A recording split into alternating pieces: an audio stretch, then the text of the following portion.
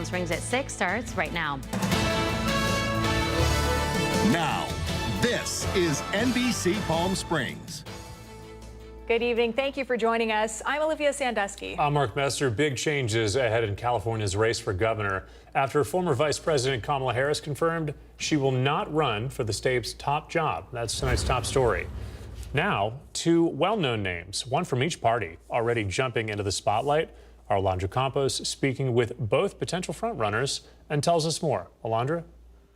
That's right. With Kamala Harris out of the race, the battle for California governor is shaping up to be one of the most competitive in recent years. And two main candidates are already positioning themselves for the highest ranking spot in state government, Democrat Javier Becerra and Republican Chad Bianco. For months, polls and analysts had positioned former Vice President Kamala Harris as the front runner for California, this time as governor. But this week, Harris made it clear she will not join the race for governor in 2026. Now, the leading candidates for both parties are preparing their campaigns in hopes of securing the highest-ranking position in state government. One of them, Democrat Javier Becerra, the first Latino U.S. Secretary of Health and Human Services and former California Attorney General. During his time in President Biden's cabinet, Becerra led national programs focused on health care and community access. We have so many hardworking families in California that we must break the way we do business so we can say to people again, no, you don't have to have a college degree. You don't have to be someone who was born to wealth. The Democrat recognizes that political divisions in recent years have slowed progress, but confirms that collaborating with the opposing party is not impossible. With the Trump administration, the first time, I was conducting law enforcement activities with federal law enforcement, including ICE and including Border Patrol, when it came to drug interdiction. At the same time that I was suing the Trump administration and some of those same law enforcement federal agencies. On the Republican side, Chad Bianco. The appeal that I have is that I'm just a regular person looking out for everyone's best interests, not a specific special interest or activist group or party. He says California's current situation requires leadership that listens to Californians' needs. Typically, Riverside County is a blue county, and my board of supervisors is 4-1 Democrat. I'm not afraid of engaging them for what's best for the community. So what am I going to do as the governor? I'm actually going to do what the governor is supposed to be doing that we haven't had for decades, is a governor that's actually working with the legislature to make Californians' lives better. Bianco is proposing stronger support for law enforcement, infrastructure improvements, more investment in basic education, and removing barriers for small business owners. The vast majority of this county knows that I am only here for their best interests, regardless of whether they're Democrats, Republicans, independents. I'm here to talk about the things that are real, and I'm here to do things that government should be doing to make Californians' lives better. The primary elections for governor will be held in June 2026, and the general election will take place in November. For NBC Palm Springs, I'm Alondra Campos. Alondra, thank you for that report. Tonight, we have a live look outside from our Agua Caliente Casino camera downtown Palm Springs as we check in with our Chloe Carlson. Chloe, 6 o'clock on a Friday night. I know a lot of people are headed to downtown right now. Maybe if they have good misters, you can hit the patio. Maybe opt for inside tonight. Yeah, maybe. But like you said, I feel like the restaurants do a great job out there with the misters and the fans. So hopefully they have those turned on. I know Tommy Bahamas, I've been there a few times. They do a great job with that. Got the band playing. But yes, it is going to be hot this evening, even as that sun starts to go down. Because, yeah, we are above average today. And that is going to be the trend for the foreseeable future. 112 for the high today. So just slightly above average. But like I said, we're not going to be dipping below. We had a nice mid-July. We're below average for a couple weeks.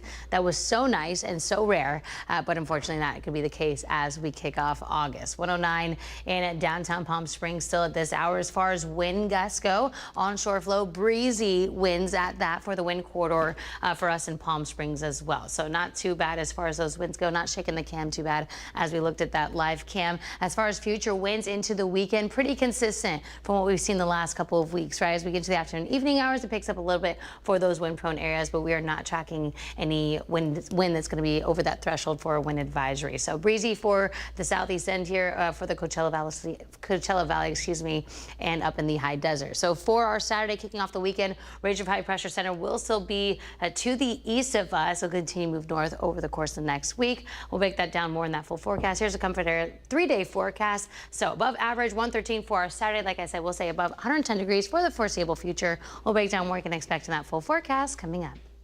Thank you, Chloe. The Coachella Valley Rescue Mission's Food Distribution Center has empty shelves and only enough food for the next 2 weeks of distributions. Now they're looking for more people to donate non-perishable foods to help struggling families. Our Brett Rosen tonight has more.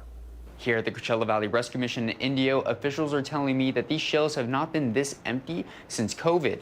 As you can see right here, this is what a typical food box would look like that they give out every Wednesday to families in need. But now with a 200% increase in families needing these food boxes, officials tell me they might have to start denying more people. Yams, corn. These are some of the non-perishable items Coachella Valley Rescue Mission Development Director Scott Wolf is looking for to restock their pantry. He says in his 15 years at the nonprofit, he's never seen the pantry this empty. We've got bare shelves, and we've usually operate at a point where not only are the shelves full, but we've got pallets on the floor that we actually have to walk around just to get around the pantry because, you know, basically it's bountiful. Food service manager Erin Lombardo has worked at the nonprofit the past 11 years. However, at one point, she was a client at the rescue mission, saying the nonprofit helped her. Now she wants to help others. However, with the nonprofit seeing a 200% increase in families coming for food boxes, with these empty shelves, Lombardo says her biggest concern is having to deny even more families. We have several families that come weekly that depend on us. They have children that are starting school. Like I said, it breaks my heart looking at these kids. These kids, I know them very well. I give them their food every week, so I become attached to them. Lombardo says she worries now that they don't even have enough food for this month. We have enough food maybe to get us through the next 2 weeks. Other than that, we're going to have to probably stop giving out food boxes. So with empty shelves and empty floors, what's the solution? Wolf says if you're able to, get a few extra non-perishable items next time you shop so they can restock the pantry and don't have to close it down for families. Well, here's my appeal for our community. If you're going to the grocery store in the next couple of days, if you're going to Costco or Sam's Club, as you're buying things for your family, just put a couple extra items on the cart for the rescue mission.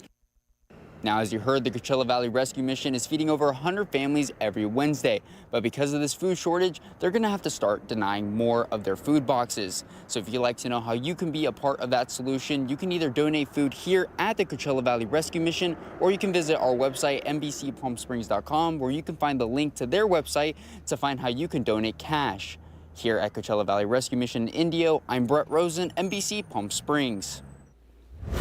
Our thanks to Brett for that. And hey, happy birthday to Brett as well. Thanks for working on your birthday on a Friday. Hey, if wine country is calling to you, then you are in luck. The Palm Springs International Airport announcing new nonstop service between here and Santa Rosa.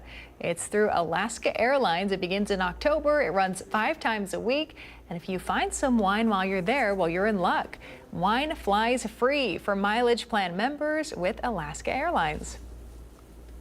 We have a really sad update tonight. Last week, you may remember the story of the dog April. Remember, that dog was struck by a car, suffered 2 broken legs.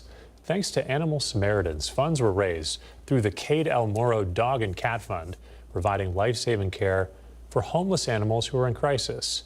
But just before surgery, tests revealed April was suffering from a serious platelet disorder, and her condition was rapidly worsening.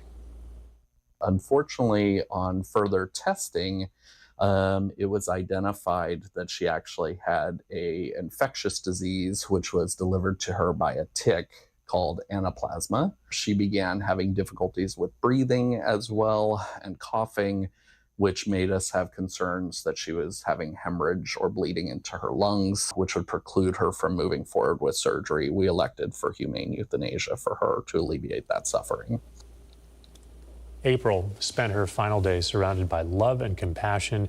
If you're someone who donated to help April, Animal Samaritans is offering a refund, or you can choose to have your gift support the Cade El Moro Fund to provide critical care for homeless animals.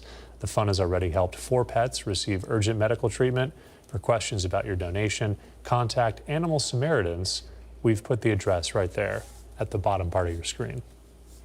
DACA recipients have some concerns after calls from the Trump administration to self-deport. But officials with Todek Legal Center tell us there's no real change for Dreamers. Tiani Jadaling joins us live in studio with the latest updates for us. Tiani? Olivia, back in 2012, DACA was created to shield people brought into the country as children from deportation with deferred action. So for years, individuals who were raised in the States, like Montserrat, who you see on the screen next to me, now feel at risk. Illegal aliens who claim to be recipients of deferred action for childhood arrivals are not automatically protected from deportations. That's what the Department of Homeland Security Assistant Press Secretary Tricia McLaughlin said in a statement to NPR, striking fear amongst DACA recipients like Montserrat, who has been in the United States for most of her life. I lived here. I grew up here. This is my home. So it's completely scary to hear that they're threatening us to go somewhere we don't know. Montserrat has been in the States since she was 5 years old and has been a DACA recipient for almost a decade. But with DHS officials encouraging self-deportation, she tells us the hard work of her community doesn't feel recognized. It is ignorance towards their hard work. It is ignorance towards everything that they have contributed, that we have contributed to this country. But Claudio Corin, staff attorney with Todek Legal Center, says there's no need to add additional fear because no real change has been made. The only purpose is to create fear on the immigration population. There is not such thing as auto-deportation. It's not such thing. A deportation order is can be issued by an immigration judge only. Corin says the only issue self-deportation might cause for DACA recipients is the ability to not return to the United States. But he does have recommendations for those current recipients. Be very careful. Any type of encounter with the law, DUI, domestic violence, drug-related, anything that isn't even an arrest for any reasons could lead to the cancellation of DACA.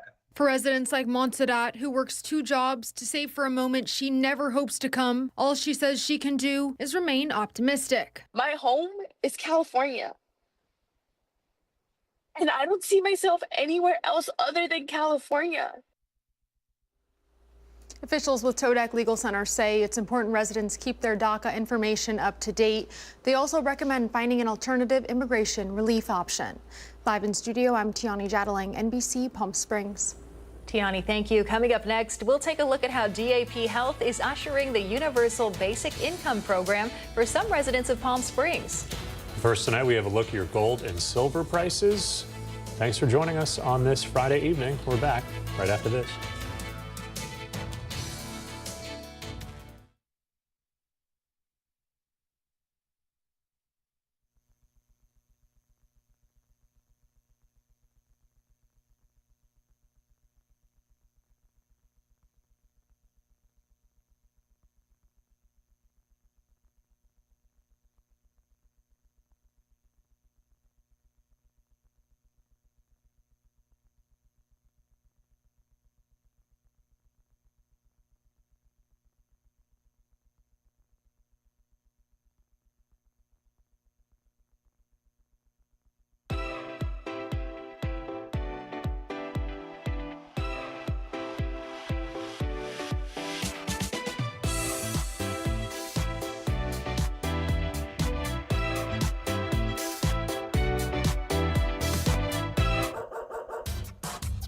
They say dogs are a man's best friend, but at NBC Palm Springs, we're a dog's best choice for news. Apologies to our competitors, but even your dogs know who leads the pack in news.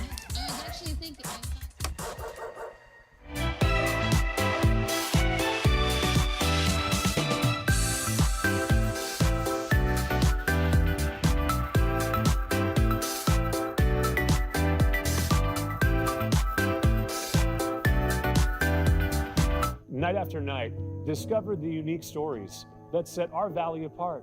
Together, we're going to find inspiration and foster connections that strengthen the fabric of our community.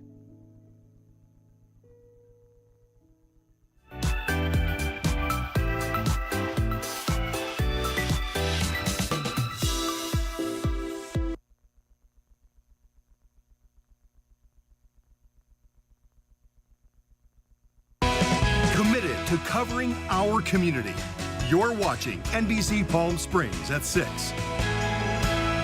Welcome back. The city of Palm Springs has a universal basic income pilot program. It's administered in part by DAP Health. This program provides monthly cash payments to a select group of residents. While the program has experienced some setbacks, residents receiving payments say it's an invaluable support system. NBC Palm Springs contributor from DAP Health, Stephen Henke, has more tonight.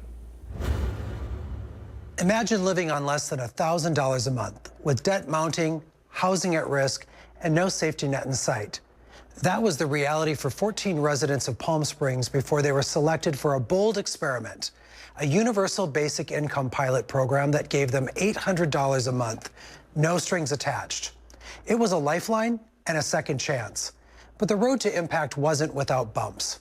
Tonight, we look at how DAP Health stepped in to rescue the program, protect its participants, and deliver a powerful proof that guaranteed income can change lives. To understand what went wrong and what went remarkably right, I sat down with CJ Toby, Chief Transformation Officer at DAP Health. He oversaw the program's turnaround after taking full control in July of 2024. DAP Health, we learned that the administration of the current UBI project was uncertain. And so DAP Health stepped in to make sure that these participants continue to receive their $800 of monthly stipend, but more importantly, the project overall, to show that universal basic income is a proven effective model to help people gain financial sustainability. But behind the data and decisions are real people, people whose lives shifted because of this monthly support. I spoke with one participant about what $800 a month meant when it was needed. And when the UBI came along, $800 a month was almost 150% more of what I was making. You know, I'm making about $400, $500 a month and subsisting on that, couch surfing with friends and, you know, things like that, planning where I'm gonna be showering next week or things like that. So that UBI money, it meant the world to me. The final results are in, from housing stability to better mental health. The outcomes suggest more than just financial change. They suggest a pathway to well-being. If you want to improve someone's psychosocial well-being, get people motivated to go back to school, get a better paying job and reduce stress and fear in someone, look at those results. Providing people financial stability so they can not have the daily stress of carrying that weight around on if they're going to be able to be in the same spot in a week because the first is coming up and they can't afford rent, or how they're going to get food on the table tonight. Those alone is reasons why a UBI program would work and why other cities should look at this. For DAP Health, the pilot was more than a project. It was a lesson in partnership, accountability, and what it really means to serve the community with integrity. We learned that partners are not just a mission match alone, that there's a lot of things that we need to do to vet out those partners. Just go through those checks and balances and making sure that regardless of what that risk is, right, that we get proper approvals and make sure that vetting process is solid. In a time when conversations around poverty, equity, and public spending grow louder, this pilot offers something rare, clear evidence that dignity works, that stability breeds growth, and that when trusted institutions step up like DAP Health did, lives don't just survive, they begin to thrive. The question now is, what could happen if more communities followed suit? Our thanks to Stephen Henke for that. Here's a live look outside our Indian Wells Golf Resort camera. Chloe Carlson has your 7-day forecast right after this break.